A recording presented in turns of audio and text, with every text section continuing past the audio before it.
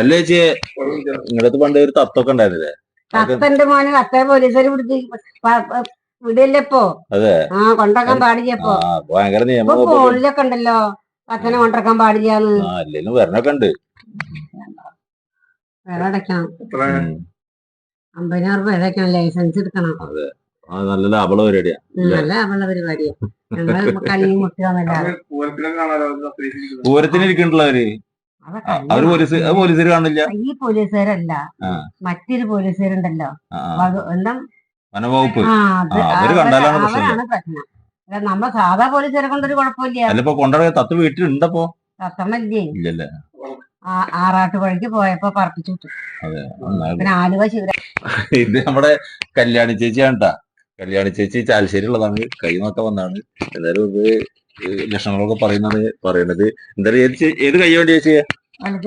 വലുത് കയ്യ. ആയിക്കോട്ടെ. എന്റെ പേര് മുസ്താഖ്. മോന്റെ കൈ നോക്കണം, കണ്ടുപറം ദേഷിക്കണ്ട. ഈ കിടക്കുന്ന രേഖ ആയുസ്, ഹൃദരേഖ, ബുദ്ധി. എല്ലാ പുരുഷന്മാർക്കും തന്നിഷ്ടം 16 വയസ്സിൽ, മോനിക്ക് തന്നിഷ്ടം 14 വയസ്സിൽ. തന്നിഷ്ടം എന്ന് പറഞ്ഞാല് ഉപ്പാനുമ്മാനും കുടുംബങ്ങളെ ഉപേക്ഷിച്ച് തന്നിഷ്ടമല്ല. എന്റെ വീടിന്റെ പടി ഇറങ്ങിയ എന്റെ കാര്യത്തിൽ ഞാൻ മതി, എനിക്ക് നല്ല സപ്പോർട്ട് വേണ്ട എന്നൊരു തന്നിഷ്ടം. സാധുക്കളെ ഇഷ്ടം, പണക്കാരെ മൈൻഡ് വയ്ക്കൂല. മോന്റെ ജീവിതം ഒരു നാടക. ഉള്ളപ്പോ ഓവറില്ല, ഇല്ലാത്തപ്പോ ദുഃഖവും ഇല്ല, വരും പോലെ കാണാ, വന്നതുപോലെ അനുഭവിക്കുക. കൈനട്ടം കിട്ടിയാൽ നല്ലതാ, ശവനം കണ്ടാ നല്ലതാ. അന്നത്തെ അരിക്കാശും കൂടുതലും കിട്ടും, ഒരാളും ദോഷം പറയില്ല. അതല്ല, വേറെ വേറെ പറയാ.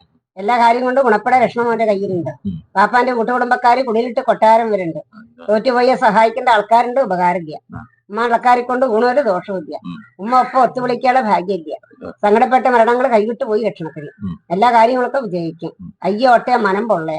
മോന്റെ കയ്യിൽ കാശില്ല എന്ന് പറഞ്ഞ ആൾക്കാർക്ക് വിശ്വാസമില്ല. ഉണ്ടെന്നാണ് ഫലബോധ്യം. ഉള്ളപ്പോ പവറില്ല, ഇല്ലാത്തപ്പോ ദുഃഖവും ഇല്ല. വരുമ്പോലെ കാണാം, വന്നതുപോലെ അനുഭവിക്കുക. കൈനട്ടം കിട്ടി, കയ്യിൽ കാശില്ലാന്ന് പറഞ്ഞ് ജീവിതം കൊണ്ടൊക്കെ നന്നാകും. ജീവിക്കാൻ പഠിച്ചവനാ, ജീവിതം പരാജയപ്പെടില്ല. നിധി കിട്ടും പോലെ കിട്ടിയ ഭാര്യ, നിക്ഷേപം കിട്ടും പോലെ കിട്ടിയ ഭാര്യ, മരണം വരെ എത്തൂട്ടാ. 4 മക്കൾക്ക് രേഖ, 3 മക്കൾക്ക് വിധി, 2 മക്കളെ കൊണ്ട് ഭാഗ്യമുള്ള മോനെ. എല്ലാ കാര്യങ്ങളൊക്കെ വിജയിച്ച് നന്നാവും ചെയ്യുന്നു. 2-3 കാര്യങ്ങൾ മനസ്സിൽ പ്ലാനിട്ടുണ്ട്. പ്ലാനിട്ട കാര്യങ്ങൾ നടക്കോ നടക്കില്ല, 2 മനസ്സാ. മടിക്കാതെ ഇറങ്ങിക്കോ, കാര്യങ്ങളൊക്കെ സാധിക്കും. ഉള്ളപ്പോ നിധി ജീവിതം കൊണ്ടൊക്കെ നന്നാകും. ജീവിക്കാൻ അന്തസ്സിലൊക്കെ നമ്മൾ പെരുമാറും.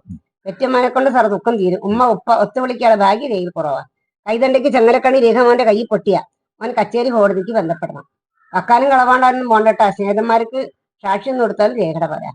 എല്ലാ കാര്യം കൊണ്ട് ഗുണപ്പെടും. വിചാരിച്ച കാര്യങ്ങളൊക്കെ നേടും. ഭവിഷ്യൊക്കെ തെളിയും ദർശനം കയ്യിലുണ്ട്. പടച്ചവന്റെ അനുഗ്രഹം ഉണ്ട്. വെള്ളിയാഴ്ച പള്ളി പോകുന്ന ശനിയാഴ്ച കണ്ട, വെള്ളിയാഴ്ച പോയിക്കോളുണ്ട്.